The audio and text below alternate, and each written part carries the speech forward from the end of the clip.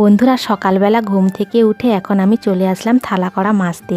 আর থালা কড়া মাজা হয়ে গেলে এখন আমি যাব লালির ঘরে। লালির ঘরটা একটু পরিষ্কার করে দেব। আর কদিন বৃষ্টির কারণে লালির ঘরটা একটু অপরিষ্কার হয়েছিল, সেই জন্য লালির ঘরটা আমি একটু ভালো করে পরিষ্কার করে দিচ্ছি। আমি এখন লালিকে একটা খড় দিয়ে দিয়েছে, লালি এখন খড় খাচ্ছে। লালিকে আমি একটু আহ্লাদ করে দিচ্ছি। এখন লালির মুখটা দেখতে কত সুন্দর লাগছে। আর এই বাছুরটা আগে আমাদের লাল ছিল, এখন পরপর কালো হয়ে যাচ্ছে। আর আমি ডিবার ভিতর থেকে এখন একটা কুড়কুড়ি বার করে খাবো। সকাল সকাল কিছু খাওয়া হয়নি, তো কুড়কুড়ি দিয়ে মুড়ি খাবো। আর সকাল 9টার সময় আমি এখন চলে আসলাম খড় গাদার পাশে। লালির জন্য 1 তাড়ি খড় পাড়তে হবে, তো আমি খড়গুলো পেড়ে এখন খড়গুলো তাড়ি করে নিচ্ছি। এদিকে লালির ঘাসও শেষ হয়ে গেছে, সেই জন্য আমি মাঠে এসেছি লালির জন্য দুটো ঘাস কেটে নিয়ে যাবো। ঘাস কাটা হয়ে গেছে আর এখন ঘাসগুলো নিয়ে আমি বাড়ির দিকে যাচ্ছি।